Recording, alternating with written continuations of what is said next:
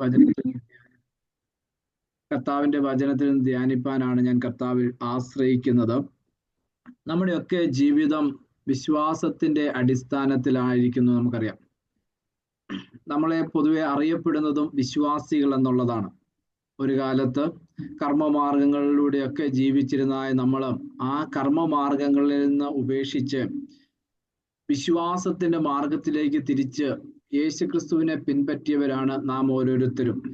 നമുക്കറിയാം, നമ്മുടെ പാസ്റ്റർമാരുടെയൊക്കെ ഭവനങ്ങൾ തന്നെ അറിയപ്പെടുന്നത് വിശ്വാസ ഭവനങ്ങൾ എന്നാണ്.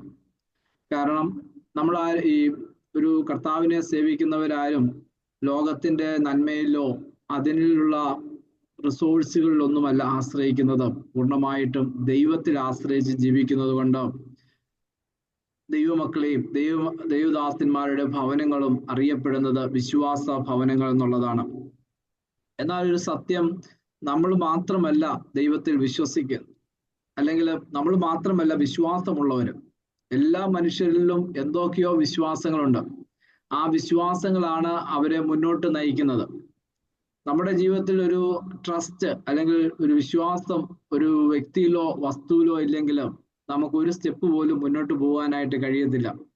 നമ്മൾ യാത്ര ചെയ്യുന്ന വാഹനത്തിൽ നമുക്കൊരു വിശ്വാസമുണ്ട്, നല്ല വാഹനമാണ്, അത് അപകടങ്ങളൊന്നും വരുത്തത്തില്ല. അങ്ങനെ ഒരു വിശ്വാസം ഉള്ളതുകൊണ്ടാണ് നമ്മൾ ആ വാഹനത്തിൽ യാത്ര ചെയ്യുന്നത്. അതുപോലെ ഏത് ചെറിയ കാര്യം എടുത്തു നോക്കിയാലും അവിടെ നമ്മളിൽ ഒരു ട്രസ്റ്റ് അപ്ലൈ ചെയ്യുന്നത് കൊണ്ടാണ് ആ ഒരു കാര്യം ചെയ്യാനായിട്ട് ഇടയായിത്തീരുന്നത്. എന്നാൽ ഇവിടെ അപ്പോസ്തലനായ പൗലോസ് എബ്രായ വിശ്വാസികളോട് പറയുകയാണ്, എൻ്റെ നീതിമാൻ വിശ്വാസത്താൽ ജീവിക്കും.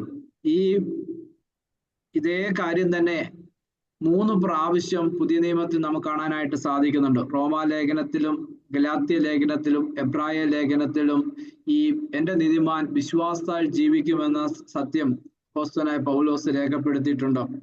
എന്നാൽ ഇന്ന് നാം ചിന്തിപ്പാൻ ആഗ്രഹിക്കുന്നത് ഒരു ക്രിസ്തീയ വിശ്വാസത്തിന്, വിശുദ്ധ ജീവിതം നയിക്കുന്നതിന്, ദൈവത്തെ ആശ്രയിച്ച് ജീവിക്കുന്നതിന് വിശ്വാസം എന്ന ഘടകം എത്ര പ്രാധാന്യതയുള്ളതാണ് എന്നാണ് നാം ചിന്തിക്കാനായിട്ട് ആഗ്രഹിക്കുന്നത്. നമുക്കറിയാം, വിശ്വാസത്താൽ പ്രാർത്ഥിക്കുമ്പോൾ രോഗസൗഖ്യങ്ങൾ കിട്ടുന്നു, ദൈവിക അത്ഭുതങ്ങൾ വിശ്വാസത്താൽ സംഭവിക്കപ്പെടുന്നു, വിശ്വാസത്താൽ സിംഹത്തിന്റെ വായെ അടച്ച കാര്യം, തീയുടെ ബലത്തെ കെടുത്തിയത്, ഇതൊക്കെ നാം വായിക്കുകയും നാം വിശ്വസിക്കുകയും ചെയ്യുന്നു. എന്നാൽ ഇന്ന് ഞാൻ സംസാരിപ്പാൻ ആഗ്രഹിക്കുന്നത് ഒരു വിശുദ്ധ ജീവിതം നയിക്കുന്നതിനും ദൈവത്തിന് പ്രസാദകരമായ ജീവിതത്തിന് നമ്മുടെ വിശ്വാസത്തിന്റെ പ്രാധാന്യത എത്ര വലുതാണെന്നും അങ്ങനെ ജീവിക്കുന്നവർക്ക് മാത്രമേ ദൈവരാജ്യത്തിൽ എത്തിച്ചേരുവാൻ കഴിയത്തുള്ളൂ എന്നുള്ളതും നാം ഇന്ന് രാത്രി ചിന്തിപ്പാനായിട്ട് ആഗ്രഹിക്കുന്നു.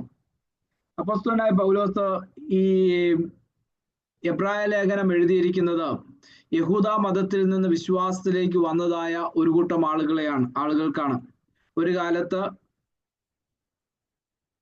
യഹൂദ മതത്തിൽ അല്ലെങ്കിൽ മോശയുടെ ന്യായപ്രമാണത്തെ പിന്തുടർന്നതായ, അതിന്റെ ആചാരങ്ങളും ചട്ടങ്ങളും പൂർണ്ണമായി അനുസരിച്ച് ജീവിതത്തിൽ ദൈവം മുമ്പാകെ നീതിമാന്മാരാകുവാൻ ശ്രമിച്ചതായ ഒരു കൂട്ടം ആളുകൾ യേശു ക്രിസ്തുവിനെ കുറിച്ചുള്ള പരിജ്ഞാനം എത്തിയ ശേഷം, യേശു ക്രിസ്തുവിലൂടെ രക്ഷയുണ്ടെന്നും യേശു ക്രിസ്തു ഏക മധ്യസ്ഥനാണെന്നും ഉള്ള സത്യം ഗ്രഹിച്ച ശേഷം വിശ്വാസത്തിലേക്ക് കടന്നു വന്നതായ ആളുകൾക്കാണ് ഈ ലേഖനം അപ്പോസ്തലനായ പൗലോസ് എഴുതിയിരിക്കുന്നത്. ഈ അദ്ദേഹത്തിന്റെ 19-ാമത്തെ വാക്യം വായിക്കുമ്പോൾ, അതുകൊണ്ട് സഹോദരന്മാരെ, യേശു തന്റെ ദേഹം എന്ന തിരശ്ശീലയുടെ നമുക്ക് വേണ്ടി പ്രതിഷ്ഠിച്ച ജീവനുള്ള പുതുവഴി. അതിനൊന്നും ഒരു വാക്യം കൂടെ ഞാൻ വായിച്ചിട്ട് വരാം. 26-ാമത്തെ വാക്യം വായിക്കുമ്പോൾ, സത്യത്തിന്റെ പരിജ്ഞാനം ലഭിച്ച ശേഷം നാം മനഃപൂർവ്വം പാപം ചെയ്താൽ പാപങ്ങൾക്ക് വേണ്ടി ഇനി ഒരു യാഗവും ശേഷിക്കുന്നില്ല എന്ന് കാണുന്നുണ്ട്. അപ്പൊ ഞാൻ മുമ്പേ പറഞ്ഞതുപോലെ യഹൂദ മതത്തിൽ നിന്നും വിശ്വാസത്തിലേക്ക് വന്നതായ ആളുകൾ, അവരെ നമുക്കെന്ത് പറയാം, സത്യത്തിന്റെ പരിജ്ഞാനത്തിലേക്ക് വന്നതായ ആളുകൾ, മോശയുടെ ന്യായപ്രമാണം ആചരിച്ചും യാഗങ്ങളും വഴിപാടുകളും വഴി രക്ഷ ലഭിക്കുമെന്ന് വിശ്വസിച്ചതായ ആളുകൾക്ക് ക്രിസ്തുവിന്റെ പരിജ്ഞാനം ലഭിച്ച ശേഷം, ഹല്ലേലൂയ, അപ്പൊ അവർക്ക് എന്തുണ്ടായിട്ടുണ്ട്? യേശു ക്രിസ്തുവിലൂടെയുള്ള രക്ഷയെക്കുറിച്ചുള്ള പരിജ്ഞാനം ലഭിച്ചതായ ആളുകളാണ് യഹൂദ വിശ്വാസികൾ, അല്ലെങ്കിൽ ഈ ലേഖനം എഴുതപ്പെട്ടിരിക്കുന്നതായ വിശ്വാസ സമൂഹം. ആ സഭയോട് അപ്പോസ്തലനായ പൗലോസ് പറയുകയാണ്, സത്യത്തിന്റെ പരിജ്ഞാനം ലഭിച്ച ശേഷം നാം മനഃപൂർവ്വം പാപം ചെയ്താൽ പാപങ്ങൾക്ക് വേണ്ടി ഇനി ഒരു യാഗവും ശേഷിക്കുന്നില്ല. ഈ സത്യത്തിന്റെ പരിജ്ഞാനം രണ്ട് കാര്യങ്ങൾ നമുക്ക് ഈ അധ്യായത്തിൽ തന്നെ കാണാനായിട്ട് കഴിയുന്നുണ്ട്. അതിന്റെ 14-ാമത്തെ വാക്യം വായിക്കുമ്പോൾ, ഏകയാഗത്താൽ അവൻ വിശുദ്ധീകരിക്കപ്പെടുന്നവർക്ക് സദാകാലത്തേക്കും സൽഗുണപൂർത്തി വരുത്തിയിരിക്കുന്നു. സത്യത്തിന്റെ പരിജ്ഞാനം അതാണ്. ഏകയാഗത്താൽ അവൻ വിശുദ്ധീകരിക്കപ്പെടുന്നവർക്ക് സദാകാലത്തേക്കും സൽഗുണപൂർത്തി വരുത്തിയിരിക്കുകയാണ്. പഴയ നിയമത്തിൽ ഒരു യാഗമല്ല, ആയിരക്കണക്കിന് യാഗങ്ങൾ. ഒരു മനുഷ്യന്റെ ജനനം മുതൽ അവന്റെ മരണം വരെയും അവന് യാഗം കഴിച്ചുകൊണ്ടിരിക്കണം. മഹാപുരോഹിതനായാൽ പോലും അദ്ദേഹവും എന്ത് ചെയ്യേണ്ടി വരുന്നു? അദ്ദേഹം ആണ്ടിൽ ഒരിക്കലും മഹാപാപ പരിഹാര ദിവസം അദ്ദേഹത്തിന്റെ പാപത്തിനും ഇസ്രായേലിയ സഭയുടെ പാപത്തിനും വേണ്ടി യാഗം കഴിക്കണം. അപ്പം പഴയ നിയമം അനേക യാഗങ്ങൾ കഴിക്കപ്പെട്ടിരുന്ന കാലഘട്ടമാണ്. എന്നാൽ ഈ വിശുദ്ധന്മാർക്ക് ദൈവം ഒരു പരിജ്ഞാനം കൊടുത്തു. എന്ത് പരിജ്ഞാനം? ഏകയാഗത്താൽ അവൻ വിശുദ്ധീകരിക്കപ്പെടുന്നവർക്ക് സദാകാലത്തേക്കും സൽഗുണപൂർത്തി വരുത്തിയിരിക്കുന്നു. ഒരു യാഗം കൊണ്ട് അവന്റെ ജീവിതകാലം മുഴുവൻ സൽഗുണപൂർത്തി വരുത്തിയിരിക്കുന്നതായ ഒരു യാഗം അവർക്ക് വേണ്ടി കഴിക്കപ്പെട്ടു എന്നുള്ള സത്യം അവർക്ക് ലഭിക്കാനായി ഇടയായി തീർന്നു. ദൈവത്തിന് സ്തോത്രം, ദൈവത്തിന് സ്തോത്രം, ഹല്ലേലൂയ. ദൈവമക്കളെ, അതാണ് നമ്മുടെ ഏറ്റവും വലിയ സന്തോഷം എന്നുള്ളത്. നാം രക്ഷിക്കപ്പെട്ട ശേഷം നമ്മൾ ഇന്ന് ഒരു ഡൗട്ടിലല്ല ജീവിക്കുന്നത്, ഇന്ന് നാം നിരാശയിലല്ല ജീവിക്കുന്നത്. ഇത് നമ്മുടെ ഉള്ളിലൊരു ഭയമില്ല, നാം രക്ഷിക്കപ്പെട്ടോ സ്വർഗത്തിൽ പോകുമോ എന്നുള്ള ഭയം നമ്മൾ നീങ്ങിപ്പോയി. കാരണം എന്താണ്? ഏകയാഗത്താൽ സദാകാലത്തേക്കുമുള്ള രക്ഷ നമുക്ക് സാധ്യമായി തീർന്നു. ദൈവത്തിന് സ്തോത്രം. എന്നാൽ പഴയ നിയമ വിശുദ്ധന്മാർക്ക് അതൊരിക്കലും ലഭിച്ചിരുന്നില്ല. അതിന്റെ 19-ാമത്തെ വാക്യം തൊട്ട് നമ്മൾ വായിക്കുമ്പോൾ രണ്ടാമതൊരു സത്യത്തിന്റെ പരിജ്ഞാനം നമുക്കവിടെ കാണാനായിട്ട് കഴിയുന്നുണ്ട്. യേശു എന്ന തന്റെ ദേഹം എന്ന തിരശ്ശീലയിലൂടെ നമുക്ക് വേണ്ടി പ്രതിഷ്ഠിച്ച പുതിയ വഴിയായി തന്റെ രക്തത്താൽ വിശുദ്ധ മന്ദിരത്തിലേക്ക് പ്രവേശനത്തിനും ധൈര്യവും ദൈവാലയത്തിനും മഹാപുരോഹിതൻ ഉള്ളത് കൊണ്ട് നാം ദുർമനസാക്ഷി നീങ്ങുമാറ് ഹൃദയങ്ങൾ തളിക്കപ്പെട്ടവരും ശുദ്ധ രക്തത്താൽ ശരീരം കഴുകപ്പെട്ടവരുമായി വിശ്വാസത്തിന്റെ പൂർണ്ണ നിശ്ചയം കൊണ്ട് പരമാർത്ഥ ഹൃദയത്തോട് അടുത്ത് ചെല്ലുക എന്ന് പറഞ്ഞാല്, പഴയ നിയമത്തിലെ ഈ യഹൂദന്മാർക്ക് ക്രിസ്തുവിന്റെ പരിജ്ഞാനം ലഭിക്കുന്നതിന് മുമ്പ് അവർക്ക് ഈ വിശുദ്ധ സ്ഥലത്തിലേക്ക് ഒരു പ്രവേശനമില്ലായിരുന്നു. മഹാപുരോഹിതൻ മാത്രം ആണ്ടിൽ ഒരിക്കൽ വളരെ ഭയപ്പെട്ട് തനിക്ക് തന്നെ ഉറപ്പില്ല അവിടെ ചെന്നിട്ട് ഇറങ്ങി വരാൻ പറ്റുമോ എന്നുള്ള ഉറപ്പില്ലാതെ ഭയപ്പെട്ട് കയറി ചെന്നതായ ആ സ്ഥാനത്തിലേക്ക് ഇന്ന് നമുക്ക് എങ്ങനെയുണ്ട്? ധൈര്യത്തോടെ കയറി ചെല്ലാവുന്ന അപ്പോസ്തലനായ പൗലോസ് രേഖപ്പെടുത്തിയിരിക്കുകയാണ്. ആ പരിജ്ഞാനമാണ് സത്യത്തിന്റെ പരിജ്ഞാനം. ഹല്ലേലൂയ. എങ്ങനെ നമുക്ക് അവിടെ പ്രവേശിപ്പാൻ കഴിയുന്നെന്ന് അപ്പോസ്തലൻ ഇവിടെ എഴുതിയിട്ടുണ്ട്. ഒന്ന്, യേശു തന്റെ ദേഹം എന്ന തിരശ്ശീലയിലൂടെ നമുക്ക് പ്രതിഷ്ഠിച്ച പുതിയൊരു വഴി, ജീവനുള്ള പുതിയ വഴി. അപ്പൊ നമുക്ക് വേണ്ടി പുതിയൊരു വഴി. പഴയ വഴി നമുക്ക് അങ്ങോട്ട് പ്രവേശനമില്ല. പ്രാകാരത്തിൽ ചെന്നാൽ നമുക്ക് അവിടെ തിരശ്ശീല കൊണ്ട് മൂടി വെച്ചിരിക്കും. അതിന്റെ അപ്പുറത്തോട്ട് പ്രവേശിപ്പാൻ കഴിയാതിരുന്ന സ്ഥാനത്ത് യേശു കർത്താവിന്റെ ആ ശരീരം എന്ന തിരശ്ശീല നമുക്ക് വേണ്ടി ക്രൂശിൽ തകർക്കപ്പെട്ടപ്പോൾ ഇവിടെ പൗലോസ് രേഖപ്പെടുത്തിയിരിക്കുകയാണ്, അതിനെ തിരശ്ശീല കീറി മുറിച്ചു മാറ്റിയിരിക്കുന്നത് പോലെ പുതിയൊരു വഴി നമുക്ക് വേണ്ടി തുറന്നു. എങ്ങോട്ടാ? ആ ദൈവത്തിന്റെ സാന്നിധ്യത്തിലേക്ക്, പിതാവിന്റെ സാന്നിധ്യത്തിലേക്ക്, ഹല്ലേലൂയ, പ്രവേശിപ്പാൻ പുതിയൊരു വഴി നമുക്ക് തുറന്നിരിക്കുകയാണ്. അവിടെ ഒരു കർട്ടനിട്ട് നമ്മളെ വേർതിരിച്ച് നിർത്തുന്നില്ല. നമ്മളെ എന്ത് ചെയ്തിരിക്കുന്നു? നമുക്ക് അവിടെ പ്രവേശിപ്പാനുള്ളതായ മഹാപുരോഹിതൻ എന്ന പദവിയിലേക്ക് നമ്മളെ ഉയർത്തി നമുക്ക് അവിടെ പ്രവേശിപ്പാനുള്ള പ്രാഗൽഭ്യം ദൈവം നൽകിയിരിക്കുകയാണ്. ദൈവത്തിന് സ്തോത്രം. അപ്പൊ ഒന്ന്, പുതിയൊരു വഴി നമുക്കുണ്ട്. രണ്ട്, തന്റെ രക്തത്താൽ വിശുദ്ധ മന്ദിരത്തിലേക്ക് പ്രവേശനമുണ്ട്. വഴി മാത്രമല്ല, പക്ഷെ അവിടെ പ്രവേശിക്കണ ആർക്കെങ്കിലും പ്രവേശിക്കാൻ പറ്റത്തില്ല.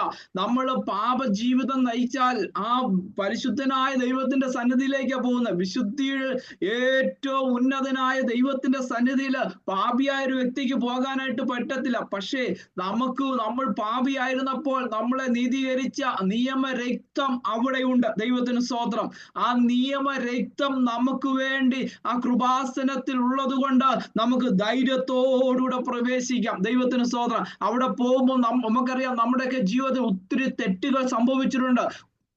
അറിഞ്ഞും അറിയാതെയും പാപങ്ങളിൽ നാം വീണുപോയിട്ടുണ്ട്. എന്നാൽ ഈ പാപങ്ങളൊക്കെ ഒരു ഭാഗത്ത് നമ്മുടെ ജീവിതത്തിൽ നിലനിൽക്കുമ്പോൾ തന്നെ നമുക്ക് വേണ്ടി ചൊരിയപ്പെട്ട, നമ്മുടെ പാപങ്ങൾക്ക് പകരമായി ഒഴുക്കപ്പെട്ട ആ പുണ്യഹാര രക്തം പിതാവിന്റെ സന്നിധിയിൽ ഉള്ളത് കൊണ്ട് ഒരു ദുർമനസാക്ഷിയില്ലാതെ ശുദ്ധ ഹൃദയത്തോടെ ധൈര്യത്തോടെ നമുക്ക് ആ കൃപാസനത്തോടെ അടുത്ത് ചെല്ലാനായിട്ട് കഴിയുന്നുണ്ട്. ദൈവത്തിന് സ്തോത്രം. ഹല്ലേലൂയ. മൂന്നാമത്തെ കാര്യം ഇവിടെ എഴുതിയിരിക്കുകയാണ്, ധൈര്യവും. ദൈവാലയത്തിൽ ഒരു മഹാപുരോഹിതന് നമുക്കുണ്ട്. നമ്മൾ അവിടെ കയറി ചെല്ലുമ്പോൾ നമുക്കറിയാം, നമുക്കിപ്പോൾ പുതിയൊരു വഴിയുണ്ട്. നമുക്ക് വേണ്ടി ഒഴുക്കപ്പെട്ട കുഞ്ഞാടിന്റെ രക്തം, പെസഹ കുഞ്ഞാടിന്റെ രക്തം അവിടെ ഉണ്ട്. പിന്നെ നമുക്ക് അവിടെ ചെല്ലുമ്പോൾ മറ്റൊരു കാര്യങ്ങളുണ്ട്, നമുക്ക് വേണ്ടി ഒരു മഹാപുരോഹിതൻ അവിടെ ഉണ്ട്. ദൈവത്തിന് സ്തോത്രം. പ്രിയ ദൈവമക്കളെ, നമ്മൾ എത്ര വിശുദ്ധ ജീവിതം നയിച്ചാലും ചിലപ്പോഴൊക്കെ ജീവിതത്തിൽ തെറ്റുകൾ സംഭവിക്കും. നമ്മൾ എന്ത് ചെയ്യും? നമ്മൾ യേശുവിന്റെ രക്തത്തിൽ ആശ്രയിച്ച് നമ്മുടെ പാപങ്ങളെ ഏറ്റുപറഞ്ഞ് ധൈര്യത്തോടുകൂടി കയറി ചെല്ലുന്നത്. പക്ഷെ ഒരു അപവാദിയുണ്ട്. സാത്താൻ എന്ന അപവാദി നമുക്കെതിരായിട്ട് അവിടെ ചെന്നിട്ട് പറയും, ഈ വെസിലി ഉണ്ടല്ലോ, അവൻ ഇന്നലെ ഒരു കളവ് പറഞ്ഞു, അവനെ ഇവിടെ നിർത്താൻ അവൻ യോഗ്യനല്ല എന്ന് പറഞ്ഞ് നമുക്കെതിരായിട്ട് അപവാദം പറയുന്ന ഒരു അപവാദി അവിടെയുണ്ട്. ആ അപവാദി ഉള്ളത് കൊണ്ട് എന്ത് ചെയ്യുന്നറിയാമോ? നമുക്ക് വേണ്ടി, നമുക്ക് അനുകൂലമായി വാദിക്കാനായിട്ട് ദൈവത്തിന്റെ പുത്രനായ യേശു ക്രിസ്തു പിതാവിന്റെ വലതുഭാഗത്തുണ്ട്. ദൈവത്തിന് സ്തോത്രം. ഹല്ലേലൂയ. അവൻ നമുക്കെതിരായിട്ട് അപവാദം പറയുമ്പോൾ നമ്മുടെ യേശു കർത്താവ് ഒരു മഹാപുരോഹിതനായി നിന്നുകൊണ്ട്, അല്ലെങ്കിൽ നല്ലൊരു വക്കീലായി നിന്നുകൊണ്ട് അവിടെ നിന്ന് പിതാവിനോട് പറയും, പിതാവേ, ഈ സാത്താൻ പറയുന്നത് ശരിയാണ്, അവൻ തെറ്റ് ചെയ്തു പോയി. പക്ഷെ ഈ എന്റെ രക്തം ഈ വെസലിയുടെ പാപത്തിന് വേണ്ടി ഒഴുക്കപ്പെട്ടത് കൊണ്ട്, അവന്റെ പാപത്തിന് പരിഹാരമായി മറുവിലയായി രക്തം ഇവിടെ ഉള്ളത് കൊണ്ട് ഞാൻ വില കൊടുത്തിട്ടുണ്ട് എന്ന് പറയുമ്പോൾ സാത്താൻ നമ്മളെ അപവാദത്തിൽ തോപ്പിപ്പാൻ കഴിയത്തില്ല. ഹല്ലേലൂയ. നമുക്ക് വേണ്ടി വാദിക്കുന്ന, നമുക്ക് അനുകൂലമായി വാദിക്കുന്ന ഒരു മഹാപുരോഹിതൻ അവിടെ ഉള്ളത് കൊണ്ട് നമുക്ക് ധൈര്യത്തോടെ കയറി ചെല്ലാം. നമുക്കൊരു പുതിയൊരു വഴിയുണ്ട്. നമുക്ക് വേണ്ടി ചൊരിയപ്പെട്ട രക്തം അവിടെയുണ്ട്. മൂന്നാമത്, നമുക്ക് വേണ്ടി ഒരു മഹാപുരോഹിതൻ പിതാവിന്റെ സ്ഥലത്തുണ്ട്. അതുകൊണ്ടാണ് അപ്പോസ്തലനായ പൗലോസ് പറയുന്നത്, നമുക്ക് ധൈര്യത്തോടെ കയറി ചെല്ലാമെന്ന്. ദൈവത്തിന് സ്തോത്രം. ഹല്ലേലൂയ. ഇന്ന് പകൽക്കാലം ദൈവമക്കളെ, ദൈവം നമുക്ക് ആ സത്യത്തിന്റെ പരിജ്ഞാനം തന്നു. ഏകയാഗത്താൽ നാം വിശുദ്ധീകരിക്കപ്പെട്ടു, എന്നേക്കുമായിട്ട് വിശുദ്ധീകരിക്കപ്പെട്ടു. ഹല്ലേലൂയ. ഒരു കാലഘട്ടത്തേക്കല്ല, ഒരു 10 വർഷത്തേക്കുള്ള നീതീകരണമല്ല, എന്നേക്കുമുള്ള വീണ്ടെടുപ്പ് സാധിച്ചു. 2, നമുക്ക് പാപമുഖാന്തരം നഷ്ടപ്പെട്ട പിതാവിന്റെ സാന്നിധ്യം ഹല്ലേലൂയ യേശു ക്രിസ്തുവിലൂടെ നമുക്ക് തിരികെ ലഭിച്ചിരിക്കുകയാണ്. ദൈവത്തിന് സ്തോത്രം. ദുർമനസാക്ഷി നീങ്ങി ധൈര്യത്തോടെ ഏത് സമയത്തും ഹല്ലേലൂയ. ഒരു അപ്പോയിന്റ്മെന്റ് വേണ്ട.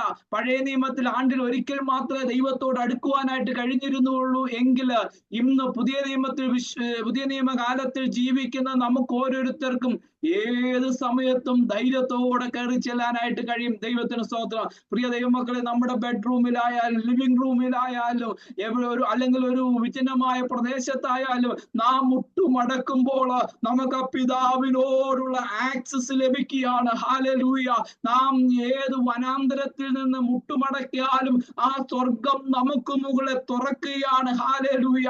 പത്മോസിന്റെ ഏകാന്തതയില് അവിടെ ഒരു പക്ഷേ വന്യമൃഗങ്ങൾ മാത്രം ഉണ്ടായിരുന്ന ആ പത്മോസില് അപ്പോസ്തലൻ യോഹന്നാന് മുട്ടുമടക്കിയപ്പോൾ അപ്പോസ്തലൻ കാണുന്നത് വന്യമൃഗങ്ങളെയല്ല, അവന് വേണ്ടി തുറക്കപ്പെട്ട സ്വർഗമാണ്. അവൻ കേൾക്കുന്നത് വന്യമൃഗങ്ങളുടെ ശബ്ദമല്ല, അവിടെ അവൻ കേൾക്കുന്നത് ദൈവ ശബ്ദമാണ്. ഹല്ലേലൂയ. ഇന്ന് നമ്മൾ ദൈവത്തോടു കൂടെ നടക്കുന്നവരാണ്. പിതാവിന്റെ സാന്നിധ്യം അനുഭവിക്കുന്നവരാണ്. പിതാവുമായുള്ള കൂട്ടായ്മ ആചരിക്കുന്നവരാണ്. അതുകൊണ്ടാണ് അപ്പോസ്തലൻ ഇങ്ങനെ എഴുതിയിരിക്കുന്നത്, നമ്മുടെ കൂട്ടായ്മയോ പിതാവിനോടും അവന്റെ പുത്രനായ യേശു ക്രിസ്തുവിനോടും അത്രേ. ദൈവത്തിന് സ്തോത്രം. ദൈവത്തിന് സ്തോത്രം. ആ പിതാവുമായിട്ടുള്ള ഇന്ന് ഭൂമിയിൽ ജീവിച്ചിരിക്കുമ്പോൾ തന്നെ നമുക്ക് ആ ദൈവവുമായിട്ടുള്ള കൂട്ടായ്മ ബന്ധത്തിൽ കഴിയുന്നത്, നമുക്ക് വേണ്ടി ഒരു പുതിയ വഴി തുറക്കപ്പെട്ടു, നമുക്ക് വേണ്ടി രക്തം ഒഴുക്കപ്പെട്ടു, നമുക്ക് വേണ്ടി ഒരു മഹാപുരോഹിതനുള്ളത് കൊണ്ട് ധൈര്യത്തോടെ ഏത് സമയത്തും കൃപാസനത്തോടെ അടുത്ത് ചെല്ലുവാൻ ദൈവം നമ്മളെ പ്രാപ്തരാക്കി തീർത്തു. ഹല്ലേലൂയ. ഒരു കാലത്ത് പാപികളായിരുന്നു, ഒരു കാലത്ത് ദൈവത്തിന് ശത്രുക്കളായിരുന്നു. അങ്ങനെയുള്ള നമുക്കാണ് ആ മഹാഭാഗ്യം, ആ പ്രാഗൽഭ്യം ദൈവം നമുക്ക് നൽകിയിരിക്കുന്നത്. അതുകൊണ്ടാണ് 19-ാമത്തെ വാക്യത്തില് അല്ല 26-ാമത്തെ വാക്യത്തിൽ നാം വായിക്കാൻ, സത്യത്തിന്റെ പരിജ്ഞാനം ലഭിച്ച ശേഷം നാം മനഃപൂർവ്വം പാപം ചെയ്താൽ. ഒരു കാര്യം നാം മനസ്സിലാക്കണം, നമ്മൾ ഇന്ന് രാത്രി ഈ ഗ്രൂപ്പിൽ ജോയിൻ ചെയ്തിരിക്കുന്നതിന് കാരണമുണ്ട്. നാം ദൈവത്തിൽ വിശ്വസിക്കുന്നുള്ളത് കൊണ്ടാണ്. നമ്മൾ പാപം ഒഴിഞ്ഞ് ജീവിക്കുന്നതിന് കാരണമുണ്ട്. യേശു എന്റെ പാപം ക്ഷമിച്ചു എന്നുള്ളത് കൊണ്ടാണ്. അതുകൊണ്ടാണ് അപ്പോസ്തലനായ പൗലോസ് ഇവിടെ രേഖപ്പെടുത്തിയിരിക്കുന്നത്, എന്റെ നീതിമാൻ വിശ്വാസത്താൽ ജീവിക്കും. ദൈവത്തിന് സ്തോത്രം. തെറ്റിപ്പോകാൻ സാഹചര്യമില്ലാഞ്ഞിട്ടല്ല, ഇഷ്ടം പോലെ ജീവിക്കാനും ഇഷ്ടം പോലെ സംസാരിപ്പാനും നമുക്ക് അനുവാദം ില്ലാഞ്ഞിട്ടല്ല. നമുക്കൊരു കാര്യം അറിയാം, ഹല്ലേലൂയ, എന്റെ യേശു എന്നെ രക്ഷിച്ചു, ഹല്ലേലൂയ, എന്റെ യേശു എനിക്ക് നിത്യത നൽകി എന്നുള്ള ഉറപ്പുള്ളത് കൊണ്ടാണ് നമുക്ക് ആ രക്ഷയുടെ വില വലുതാണെന്നും അത് നമുക്ക് പ്രാപിപ്പാൻ കഴിയാഞ്ഞതാണെന്നും മനുഷ്യന്റെ വീണ്ടെടുപ്പ് ആർക്കും നേടിയെടുപ്പാൻ കഴിയാത്തതാണെന്നും എന്നാൽ യേശു ക്രിസ്തുവിൽ നമുക്ക് ലഭിച്ചു എന്നുള്ള വലിയ സത്യം ഗ്രഹിച്ചത് കൊണ്ടാണ്, അതിൽ വിശ്വസിക്കുന്നത് കൊണ്ടാണ് ഇന്നും നാം കർത്താവിനെ പിൻപറ്റുന്നത്. എന്നാൽ ഒരു കാര്യം നാം വളരെ ശ്രദ്ധിക്കണം. ഇവിടെ പറയാണ്, സത്യത്തിന്റെ പരിജ്ഞാനം ലഭിച്ച ശേഷം മനഃപൂർവ്വം പാപം ചെയ്താല് പിന്നെ ഒരു യാഗം ശേഷിക്കുന്നില്ല. ദൈവത്തിന് സ്തോത്രം. നമുക്കൊരു രോഗം വന്നാല് ഒരുപക്ഷെ ഒരു മെഡിക്കൽ കോളേജിൽ പോയി ട്രീറ്റ്മെന്റ് ചെയ്യാം. ആ മെഡിക്കൽ കോളേജിലെ ട്രീറ്റ്മെന്റ് നടക്കുന്നില്ലെന്ന് കണ്ടാൽ, അത് നമുക്ക് പ്രയോജനം ചെയ്യുന്നില്ല എന്ന് കണ്ടാല് ഒരുപക്ഷെ ആയുർവേദം നോക്കാം, അല്ലെങ്കിൽ ഹോമിയോപ്പതി ചെയ്യാം, അല്ലെങ്കിൽ അക്യുപഞ്ചർ ചെയ്യാം. ഇങ്ങനെയുള്ള പല കാര്യങ്ങൾ ഈ ലോകത്ത് നിന്ന് ചെയ്യാനായിട്ട് കഴിയുന്നുണ്ട്. എന്നാൽ ശാരീരിക രോഗസൗഖ്യത്തിന് പല മാർഗങ്ങളുണ്ടെങ്കിലും എന്നാൽ പാപക്ഷമയ്ക്ക് ഒറ്റൊരു മാർഗം മാത്രമേ ഉള്ളൂ. അതെന്റെ കർത്താവിന്റെ രക്തം മാത്രമേ ഉള്ളൂ. ഹല്ലേലൂയ. എന്റെ ദൈവമക്കളെ, ഹല്ലേലൂയ. മനഃപൂർവ്വം പാപം ചെയ്യുന്നതിന്റെ അർത്ഥം എന്തെന്നറിയാമോ? അവൻ ആ കർത്താവ് നൽകിയ രക്ഷയെ വിശ്വസിക്കുന്നില്ല. ആ മഹാരക്ഷ, ഹല്ലേലൂയ, അതിനെ തുച്ഛമായി കാണുന്നു, അല്ലെങ്കിൽ അതിനെ അവഗണിക്കുന്നത് കൊണ്ടാണ് അവർ മനഃപൂർവ്വം പാപം ചെയ്യുന്നത്. ദൈവത്തിന് സ്തോത്രം. അങ്ങനെ മനഃപൂർവ്വം പാപം ചെയ്താല് മറ്റൊരു മാർഗം ഈ ഭൂമിയിൽ ശേഷിക്കുന്നില്ല. പിന്നെ എന്തു മാത്രമേ ഉള്ളൂ എന്നാണ് ഇവിടെ കാണുന്നത്. ന്യായവിധിക്കായി ഭയങ്കരമായ പ്രതീക്ഷയും എതിരാളികളെ ദഹിപ്പിക്കാനുള്ള ക്രോധാഗ്നിയുമേ ഉള്ളൂ. മോശയുടെ ന്യായപ്രമാണം അനുസരിക്കാത്തവന് കരുണ കൂടാതെ 2-3 സാക്ഷിയുടെ വാമൊഴി കേട്ട് മരണശിക്ഷ കൽപ്പിക്കുന്നുവല്ലോ. എന്നാൽ ദൈവപുത്രനെ ചവിട്ടിക്കളയുന്നതിനെ വിശുദ്ധീകരിച്ച നിയമരക്തത്തെ മലിനമെന്ന് നിരൂപിക്കുകയും കൃപയുടെ ആത്മാവിനെ നിന്ദിക്കുകയും ചെയ്തവർ എത്ര കഠിനമേറിയ ശിക്ഷയ്ക്കു പാത്രമാകുമെന്ന് നാം വിചാരിപ്പി. ദൈവത്തിന് സ്തോത്രം. ഇവിടെ നാം ശ്രദ്ധിക്കണം, മോശയുടെ ന്യായപ്രമാണം അത് ലംഘിക്കുന്നതായ ആളുകൾക്ക് ഒരു കരുണയും കൂടാതെ അവർ കല്ലുമായിട്ട് വന്ന് എറിഞ്ഞങ്ങ് കൊല്ലുകയാ. ഒരു മനസാക്ഷിയും അവർ കാണിക്കാറില്ലായിരുന്നു. അങ്ങനെ ആയിരുന്നുവെങ്കിൽ ഇവിടെ പറയുകയാണ്, ദൈവപുത്രനെ ചവിട്ടിക്കളയും. മനഃപൂർവ്വം പാപം ചെയ്യുന്നതിനെ അപ്പോസ്തലനായ പൗലോസ് ഇവിടെ പറയുകയാണ്, നാം എന്ത് ചെയ്യുന്ന പോലെയാ? ദൈവപുത്രനെ ചവിട്ടിക്കളയുന്നു. ദൈവപുത്രനെ ചവിട്ടിക്കളയും. നമുക്ക് കഴിയുമോ? ഒരിക്കലും മാനുഷികമായി നമുക്ക് ചിന്തിക്കാൻ പോലും കഴിയാത്ത കാര്യമാണ്. പക്ഷേ നാം മനഃപൂർവ്വം പാപം ചെയ്യുന്നതിനെ എന്തിനോട് സാദൃശ്യപ്പെടുത്തിയിരിക്കുകയാണ്? ദൈവപുത്രനെ ചവിട്ടിക്കളയുന്നതിന് തുല്യമാക്കി തീർത്തിരിക്കുകയാണ്. ഹല്ലേലൂയ. നാം വിചാരിച്ച് നമ്മളൊരു യൂണിവേഴ്സിറ്റിയിൽ അഡ്മിഷൻ കിട്ടി, നമ്മൾ ആ ദേശത്ത് ചെന്നു, അവിടുത്തെ ഏറ്റവും പ്രമുഖനായ ആദരണീയനായ വ്യക്തി നമ്മളുടെ ലോക്കൽ ഗാർഡിയനായി തീർന്നു. നമ്മൾ കേരളത്തിൽ നിന്ന് ബാംഗ്ലൂർക്കോ ബോംബെയിലോ ചെന്നു, അവിടെ നമ്മൾ യൂണിവേഴ്സിറ്റിയിൽ അഡ്മിഷൻ കിട്ടി. ആ അഡ്മിഷൻ കിട്ടിക്കഴിയുമ്പോൾ നമ്മുടെ ലോക്കൽ ഗാർഡിയൻ ആയിരിക്കുന്നത് അവിടുത്തെ MLA അല്ലെങ്കിൽ അവിടുത്തെ MP അല്ലെങ്കിൽ അന്ന് ആ യൂണിവേഴ്സിറ്റിയിൽ ഏറ്റവും ആദരണീയനായ ഒരു വ്യക്തിയാണ് നമ്മുടെ ലോക്കൽ ഗാർഡിയൻ എന്ന് വിചാരിച്ചേ. അതിനുശേഷം നമ്മൾ പഠനം ആരംഭിച്ചു. ഒരു 6 മാസത്തിന് ശേഷം ഒരു വളരെ മോശമായ കുറ്റത്തിന് നാം പിടിക്കപ്പെട്ടു. ഏറ്റവും മോശമായ കുറ്റത്തിൽ നാം പിടിക്കപ്പെട്ടെങ്കിൽ നമ്മളെ പ്രതിദാനം ചെയ്യുന്ന ആ ലോക്കൽ ഗാർഡിയനെ യൂണിവേഴ്സിറ്റിയിൽ വിളിച്ചു വരുത്തി ആ പ്രിൻസിപ്പാൾ നമ്മുടെ കുറ്റങ്ങൾ അദ്ദേഹത്തിന് മുമ്പാകെ പറഞ്ഞു കേൾപ്പിക്കുന്നത് എന്തിന് തുല്യമാണ്? നമ്മളെ പ്രതിദാനം ചെയ്യുന്ന അല്ലെങ്കിൽ നമ്മളെ സപ്പോർട്ട് ചെയ്തിരിക്കുന്ന ആ ലോക്കൽ ഗാർഡിനെ നിലത്തിട്ട് ചവിട്ടുന്നതിന് തുല്യമല്ലേ? നമ്മളെ അവിടെ എന്നാൽ ആ ലോക്കൽ ഗാർഡിയൻ പിന്നെയും നമുക്ക് വേണ്ടി അപേക്ഷിച്ച് നമുക്കൊരു അഡ്മിഷൻ പിന്നെയും നമുക്ക് പഠിക്കാനുള്ള പെർമിഷൻ വാങ്ങിച്ചു തന്നിട്ട് പിന്നെയും നാം മനഃപൂർവ്വം അതിലും മോശമായ കുറ്റം ചെയ്താൽ ആ ലോക്കൽ ഗാർഡിയൻ പിന്നെയും ആ പ്രിൻസിപ്പാളിന്റെ മുമ്പാകെ നിൽക്കേണ്ടി വന്നെങ്കിൽ നാം ചെയ്യുന്ന അപവാദം എത്ര വലുതാണ്. ദൈവത്തിന് സ്തോത്രം. പ്രിയ ദൈവമക്കളെ, ഹല്ലേലൂയ. ദൈവത്തിന്റെ വലതുഭാഗത്തിരുന്ന് ദൈവത്തോടുള്ള സമത്വം മുറുകെ പിടിച്ചിരുന്ന സമത്വം ഉണ്ടായിരുന്നതായ നമ്മുടെ കർത്താവ് സകല സ്വർഗീയ മഹിമയും വിട്ടിട്ട് ഈ ഭൂമിയിലേക്ക് കടന്നു വന്ന് മനുഷ്യനായി ഒരു ദാസരൂപമെടുത്ത് മനുഷ്യ സാദൃശ്യത്തിലായി ഈ ഭൂമിയിൽ അനുഭവിക്കാവുന്ന പരിഹാസവും നിന്ദയുടെയും ഏറ്റവും അങ്ങേയറ്റം നമുക്ക് വേണ്ടി സഹിച്ചു. ഒരു മനുഷ്യന്റെ ശരീരത്തിൽ അനുഭവിക്കാവുന്ന സകല വേദനയും നമുക്ക് വേണ്ടി സഹിച്ചു. ഒരു മനുഷ്യ ശരീരത്തിൽ ഉണ്ടായിരുന്ന സകല രക്തവും നമുക്ക് വേണ്ടി ഊറ്റി തന്നിട്ട് നമുക്കൊരു രക്ഷ സാധ്യമാക്കി തന്നിട്ട് പിന്നെയും നാം മനഃപൂർവ്വം പാപം ചെയ്താൽ നമുക്ക് വേണ്ടി കാൽവരി ക്രൂശിൽ വില കൊടുത്ത തമ്പുരാനെ നിലത്തിട്ട് ചവിട്ടുന്നതിന് തുല്യമെന്ന് അപ്പോസ്തലനായ പൗലോസ് പറയുകയാണ്. മോശയുടെ ന്യായപ്രമാണം ലംഘിക്കുന്നവർക്ക് ഒരിക്കലും ഒഴിഞ്ഞുകൂടാൻ കഴിയാത്ത ശിക്ഷയ്ക്ക് പാത്രമായെങ്കിൽ നാം ദൈവപുത്രനെ നിലത്തിട്ട് ചവിട്ടിയാൽ എത്ര ഭയങ്കരമായിരിക്കും അതിന്റെ അവസാനം. അങ്ങനെ നാം പ്രവർത്തിക്കാൻ കാരണമായി തീരുന്നത് മറ്റൊന്നുമല്ല, നമ്മുടെ ജീവിതം ക്രിസ്തുവിലുള്ള വിശ്വാസത്തിന്റെ അടിസ്ഥാനത്തിലല്ല എന്നുള്ളതാണ്. ഞാൻ അടുത്ത കാലത്ത് ഞാൻ പോർച്ചുഗലാണ്, നിങ്ങൾക്ക് അറിയാമല്ലോ. ഇവിടെ ഒരു ഷോപ്പിൽ പോയി. അദ്ദേഹത്തിന്റെ കയ്യില് പച്ച കുത്തിയിട്ടുണ്ട്. ആ പച്ച കുത്തിയില് ക്രൂശ് തല തിരിച്ചു വെച്ചിരിക്കുകയാണ്. ക്രൂശ് തല തിരിച്ച് കുത്തി വെച്ചിരിക്കുകയാണ്. എന്നിട്ട് അദ്ദേഹം ഞങ്ങളോട് എക്സ്പ്ലെയിൻ ചെയ്തു, ഞാൻ ക്രിസ്തുവിൽ വിശ്വസിക്കുന്നില്ല എന്നതിന്റെ അടയാളമാണ്. നമുക്കറിയാം, ഞാൻ അടുത്ത കാലത്ത് കേട്ടൊരു സത്യമാണ്, ഈ പോർച്ചുഗീസുകാരാണ് കേരളത്തിൽ വന്ന് കത്തോലിക്ക സഭ സ്ഥാപിച്ചത്. ഇവിടുത്തെ പുരോഹിതന്മാരായിരുന്നു കേരളത്തിൽ വന്ന് കത്തോലിക്ക സഭയ്ക്ക് ആരംഭം കുറിച്ചത്. അതുപോലെ ഒരു വിശ്വാസം ഉണ്ടായിരുന്ന ഒരു തലമുറയായിരുന്നു ഇവര്.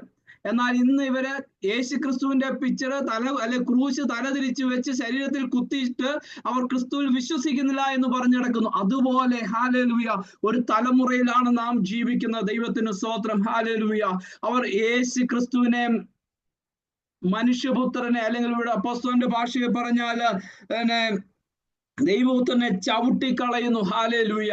പ്രിയ ദൈവമക്കളെ, നാം പലപ്പോഴും നിസ്സാരമെന്ന് എണ്ണുന്ന ചില കാര്യങ്ങള് പലപ്പോഴും നാം ദൈവത്തെ ആദരിക്കുകയല്ല, അപമാനിക്കുകയാണ്. ഒരു പക്ഷെ താൽക്കാലിക ലാഭങ്ങൾക്ക് വേണ്ടി, താൽക്കാലിക നേട്ടങ്ങൾക്ക് വേണ്ടി ഷോർട്ട് കട്ട്സ് ഒക്കെ ഉപയോഗിച്ച് നമുക്കൊരു പക്ഷേ ഈ ഭൂമി ചില കാര്യങ്ങളൊക്കെ സാധിച്ചെന്നിരിക്കും. പക്ഷെ പാപമാണെങ്കിൽ ഒരിക്കലും അതിന് വില കൊടുക്കരുത്, ഒരിക്കലും അതിന്റെ പുറകെ പോകരുത്. നമ്മുടെ ലക്ഷ്യം യേശു ക്രിസ്തു മാത്രമായിരിക്കണം. ദൈവത്തിന് സ്തോത്രം. ദൈവത്തിന് സ്തോത്രം. രണ്ടാമത് പറയുകയാണ്, തന്നെ വിശുദ്ധീകരിച്ച നിയമരക്തത്തെ മലിനമെന്നെണ്ണുന്നു. ഇംഗ്ലീഷിൽ വായിക്കുമ്പോൾ അതിനെ കോമൺ ആയിട്ട് എണ്ണുകയാണ്.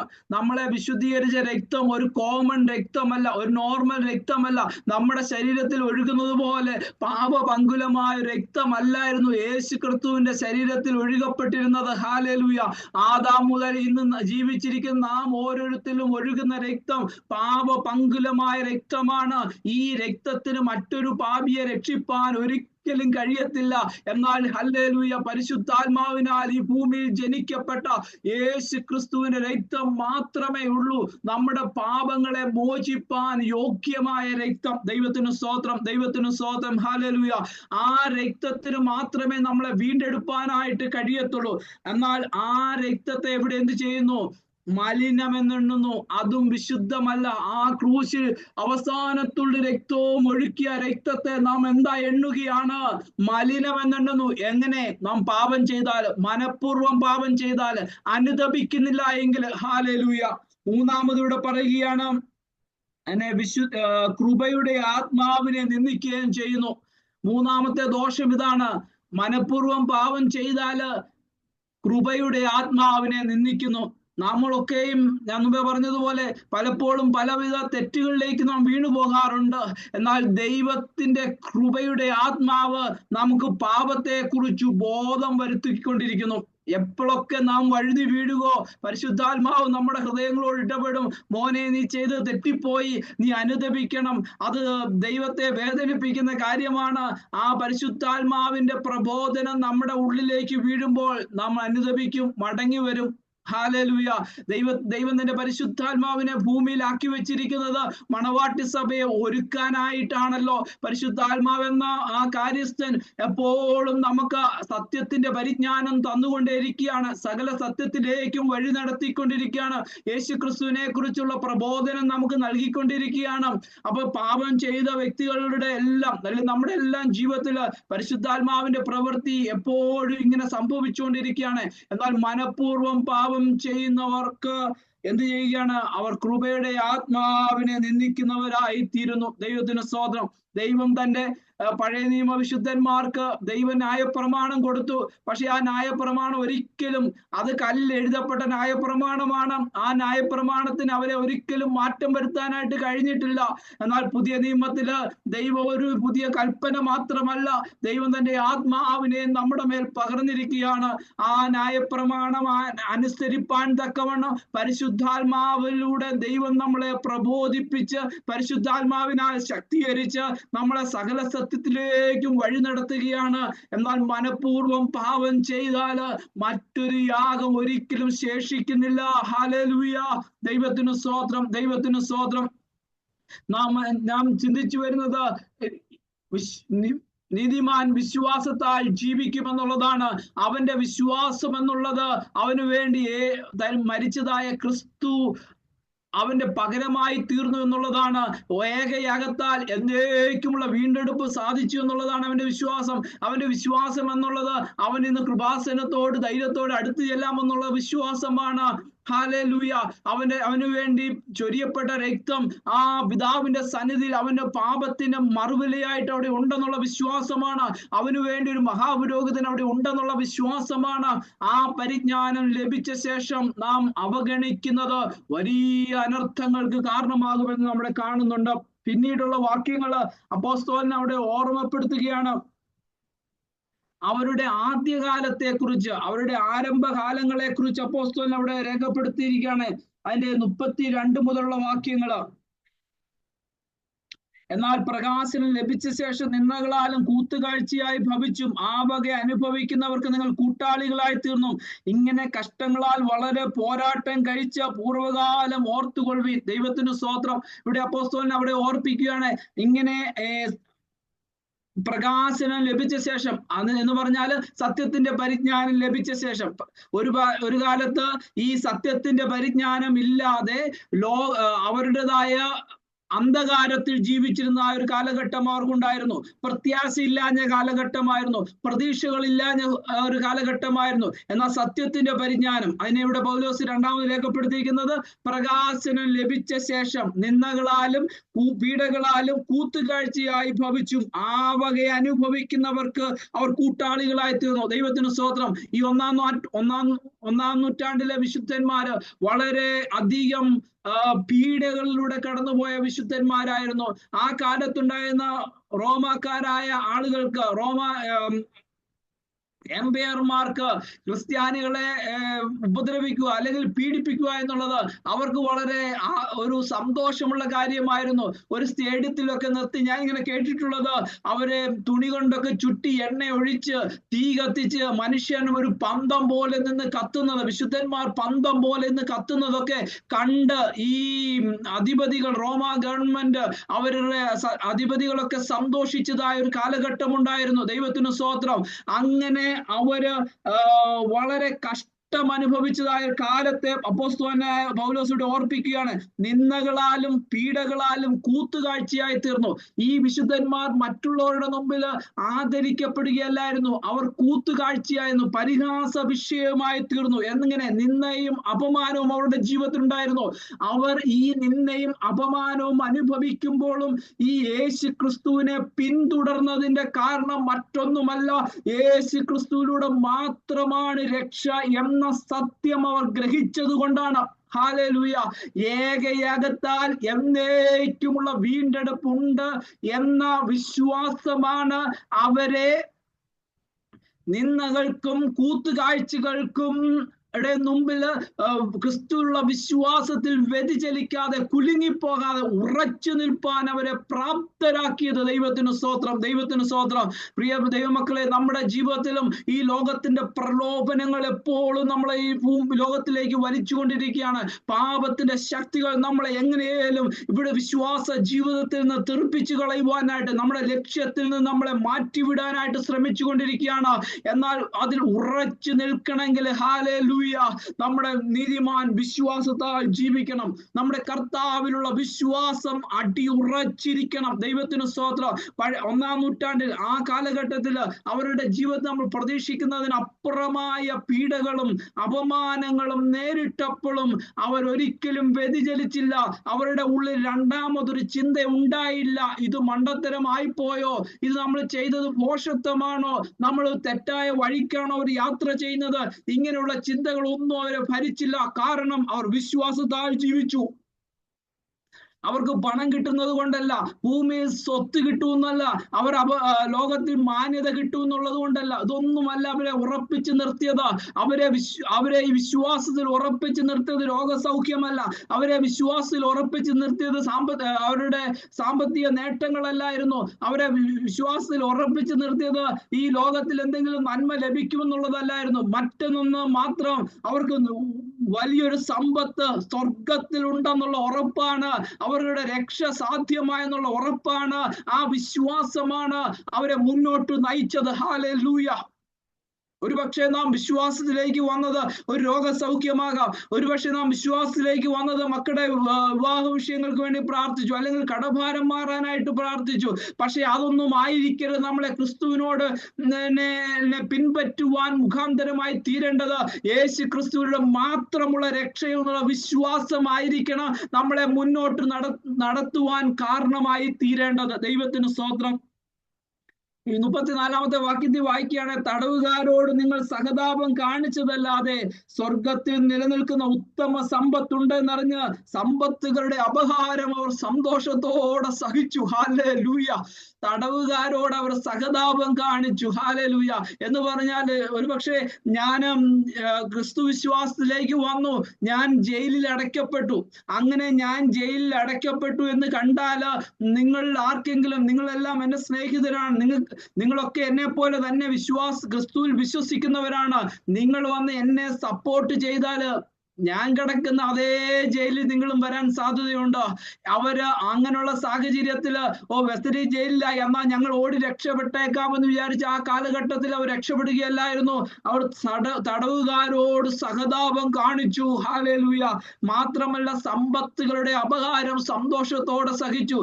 വലിയ സാമ്പത്തിക നഷ്ടങ്ങൾ അവരുടെ ജീവിതത്തിൽ ഉണ്ടായപ്പോഴും അതൊക്കെ അവർ സന്തോഷിച്ചു. ഹല്ലേലൂയ.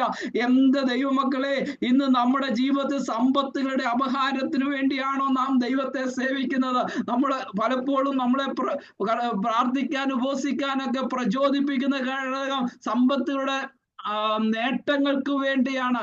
എന്നാൽ ഈ വിശുദ്ധന്മാരുടെ ജീവിതത്തിൽ വിശ്വാസത്തിലേക്ക് വന്നപ്പോൾ അവരുടെ ജോലി നഷ്ടപ്പെട്ടു, അവരുടെ കുടുംബ സ്വത്ത് നഷ്ടപ്പെട്ടു, അവരുടെ വസ്തുവകകളെല്ലാം ആ ഒരു ഗവൺമെന്റ് സ്വന്തമാക്കി തീർത്തു. അവരൊന്നുമില്ലാത്തവരായി, വീടില്ലാത്തവരായി, ആരുമില്ലാത്തവരായി, അനാഥരായി തീർന്നപ്പോഴും ഈ നഷ്ടങ്ങൾ അവർക്ക് ലാഭമെന്നവരെണ്ണി. ഹല്ലേലൂയ. ഇവിടെ നമ്മൾ വായിക്കുന്നത് സമ്പത്തുകളുടെ അപഹാരം സന്തോഷത്തോടെ സഹിച്ചു. കാരണം എന്താണ്? മഹാപ്രതിഫലം അവർക്കുണ്ട്. മഹാപ്രതിഫലം. ദൈവത്തിന് സ്തോത്രം. നമ്മളെ മുന്നോട്ട് നയിക്കേണ്ടത് ഈ ഭൂമിയിലുള്ള നശിച്ചു പോകുന്ന സമ്പത്തുകളോ ഈ ഭൂമിയിൽ നശിച്ചു പോകുന്ന നേട്ടങ്ങളോ ആകരുത്.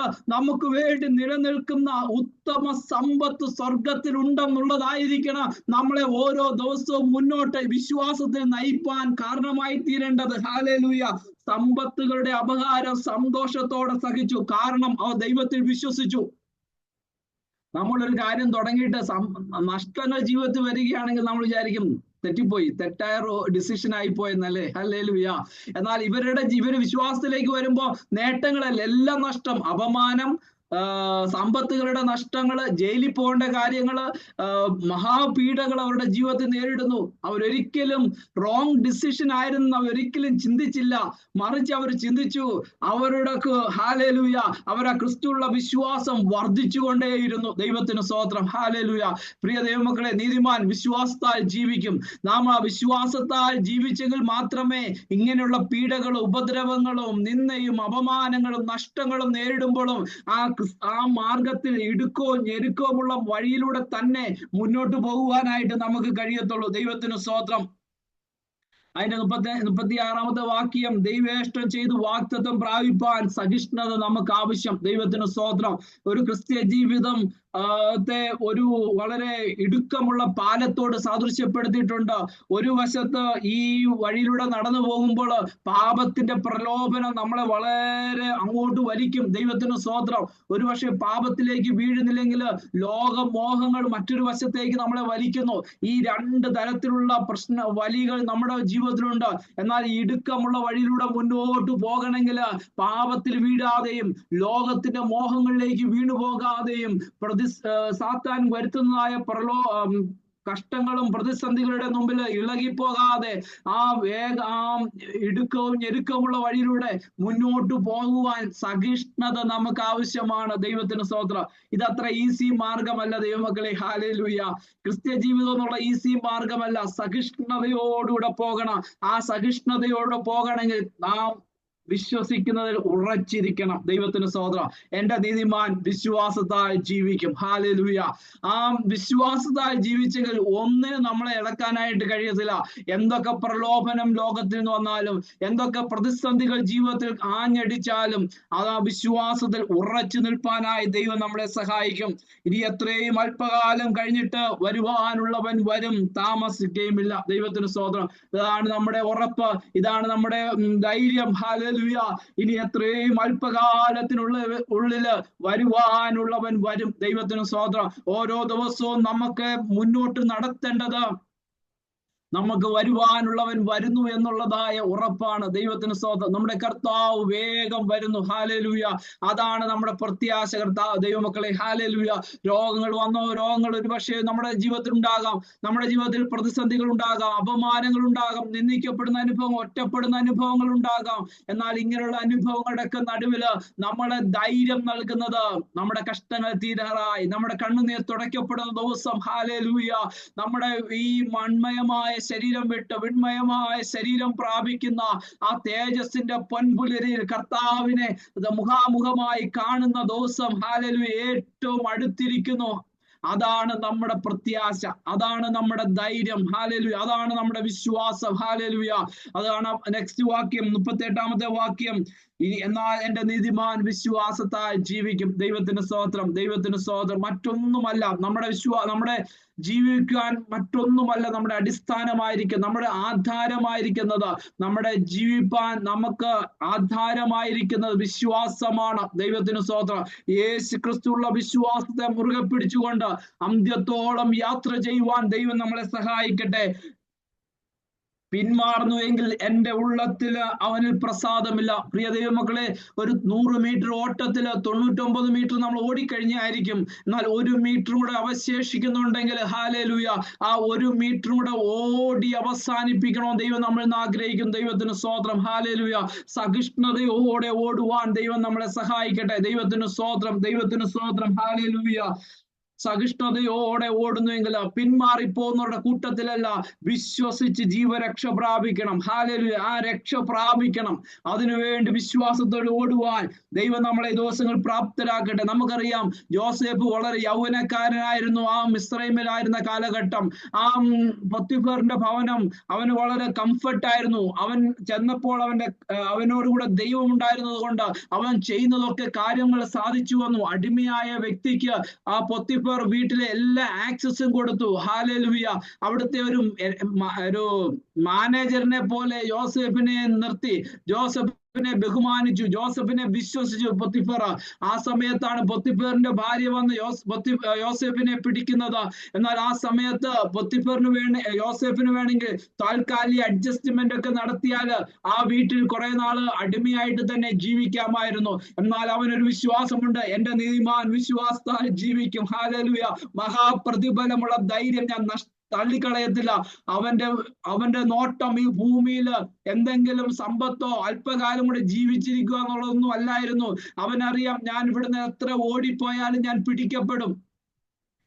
നമ്മൾക്കറിയാം, ഇന്ത്യയിൽ ഒരു വിദേശി വന്നാൽ അവനെ ഈസി ആയിട്ട് ഐഡന്റിഫൈ ചെയ്യാൻ പറ്റും. അതുപോലെ ഒരു എബ്രായൻ ഈജിപ്തിൽ വന്നാൽ അവൻ എവിടെ ഓടിപ്പോയെന്ന് പറഞ്ഞാലും അവനെ ഈസി ആയിട്ട് ഐഡന്റിഫൈ ചെയ്യാൻ പറ്റും.